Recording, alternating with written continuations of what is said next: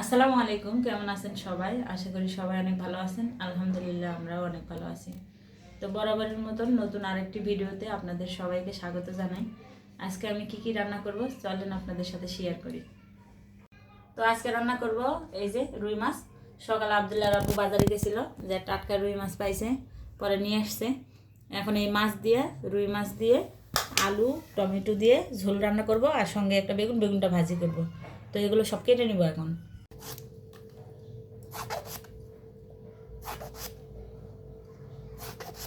তো বেগুনটা আমি ভাজি করব, এই জন্য এইভাবে কেটে নিচ্ছি। এই যে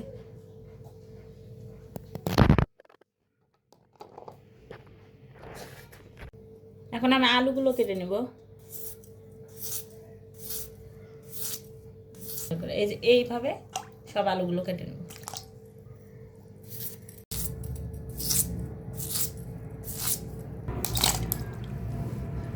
তো এই যে পেঁয়াজগুলো আমি সব সিলাই নিছি। আমি একসঙ্গে এগুলো সব ধুয়ে নিব। টমেটো, আলু আর পেঁয়াজ, আলু কাটা শেষ। এখন এগুলো সব ধুয়ে নিব। এই যে বেগুন কাটা রাখছি, এখানে বেগুনও ধুয়ে নিব। এই তো মাছগুলো আমি নিয়ে নিছি। এখন মাছগুলো আমি মাখায় ভাজতে দিব। তো দিয়ে দিলাম এই যে লবণ, পরিমাণ মতো হলুদ, সামান্য মরিচের গুঁড়া। এখন ভালোভাবে মাছগুলো মাখায় নেব।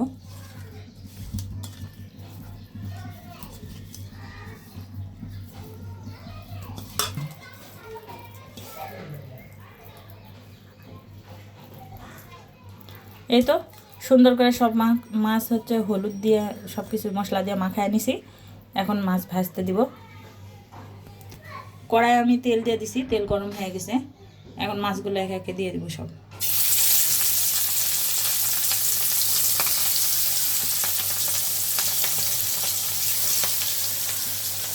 সবগুলো একসঙ্গে হবে না, তিনটা আগে ভাজতে নিই, তারপরে মাথাটা পরে ভাজবো। এই তো মাছ এক পার হয়ে গেছে, এবার উল্টায় দিব আমি।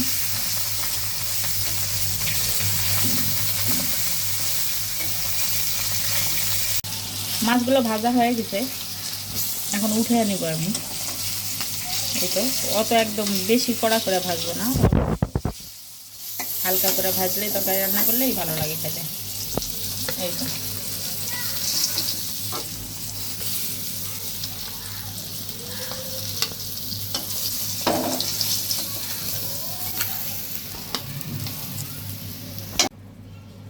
এই যে মাছের মাথা, এখন মাথাটা ভেজে নিব।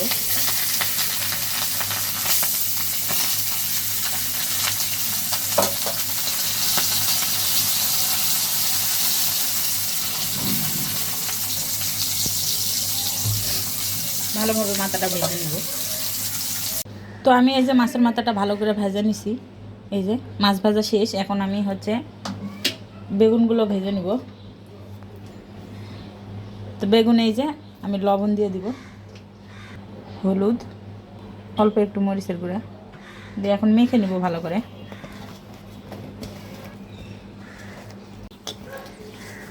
এই যে আমি সুন্দর করে মাখায় নিছি সব। সব বেগুন মাখানো শেষ। এখন আমি কড়াই দিয়ে দেব। এখন বেগুনগুলো সব দিয়ে দেবো একে একে।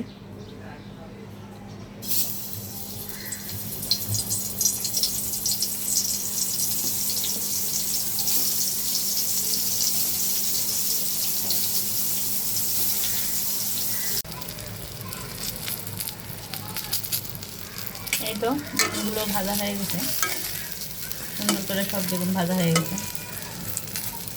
এই যে এখন উঠায় নেব।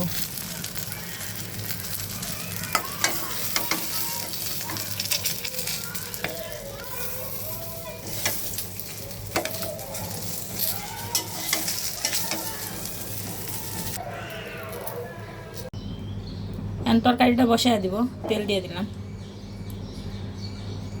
এখন দিয়ে দিব পেঁয়াজ। এই তো লাল করে পেঁয়াজগুলো ভাজা হয়ে গেছে। এখন আমি এখান থেকে কিছুটা পেঁয়াজ উঠে রাখবো।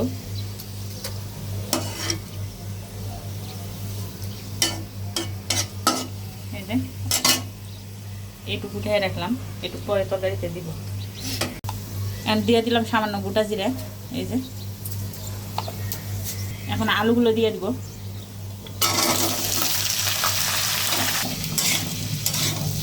এখন একে একে সব মশলাগুলো দিয়ে দেবো। গুঁড়া মশলা, গুঁড়া মরিচের গুঁড়া,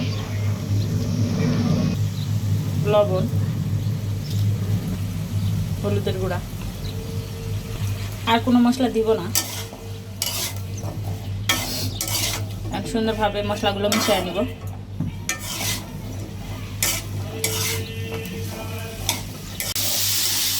এই যে মিশানো হয়ে গেছে সব কিছু। এখন আমি পানি দিয়ে দেবো।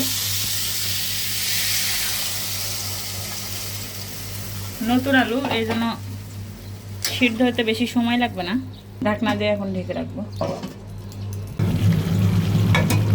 এই তো পানিটা দিতে একটু ফুটে আসছে। এখন তরকারি বসায় নিব। এখানে এখন দিয়ে দেবো আমি টমেটো। কাটে রাখছিলাম টমেটো দিয়ে দিলাম। এখন তরকারিটা আমি সুন্দর করে বসায় দিব।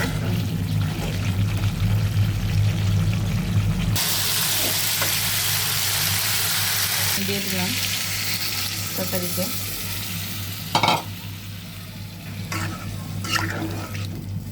আর একটু দিব।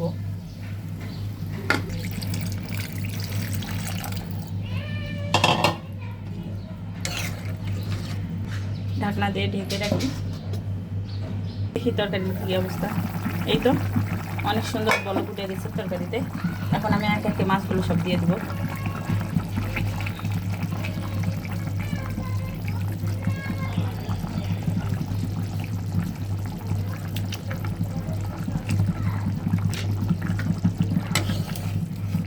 নিব তখন ঢাকনা দিয়ে ঢাকা।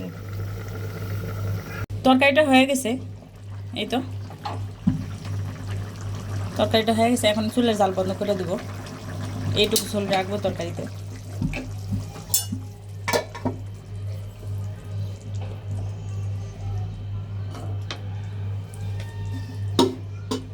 এখন আমি তরকারিতে দিয়ে দিব যে পেঁয়াজ ফোড়নটা উঠে রাখছিলাম। এই যে এটাতে একটু ঝোল নিয়ে, এই তো এটা ভালোভাবে এখন এটা দিয়ে এখন এটা তরকারিতে দিয়ে দিব।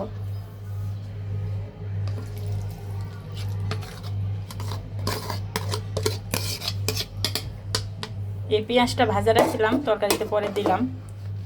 এটা হচ্ছে ঝোলের সঙ্গে পরে মাখায় দিলে তরকারির গন্ধটা অনেক সুন্দর আসে, ঘ্রাণটা খাইতেও অনেক ভালো লাগে। তো তরকারিটা হয়ে গেছে, এখন আমি নামাই নেব। তো আজকে কী কী রান্না করলাম আপনাদের সাথে তো শেয়ার করলাম। চলেন দেখি কেমন হয়েছে। এই যে বেগুন ভাজি করছি এখানে, আর এখানে রান্না করছি নতুন আলু, টমেটো, রুইয়ের মাছ দিয়ে ঝোল। তরকারির কালারগুলো কেমন হয়েছে অবশ্যই জানাবেন। আর আমার পুরো ভিডিওটা সঙ্গে থেকে দেখার জন্য সবাইকে ধন্যবাদ জানাই। আমার ভিডিওটি যদি আপনাদের ভালো লেগে থাকে অবশ্যই চ্যানেলটি সাবস্ক্রাইব করে দিবেন। সবাই লাইক, কমেন্ট এবং শেয়ার করবেন। ভালো থাকবেন, সুস্থ থাকবেন। সবাইকে জানাই আল্লাহ হাফেজ।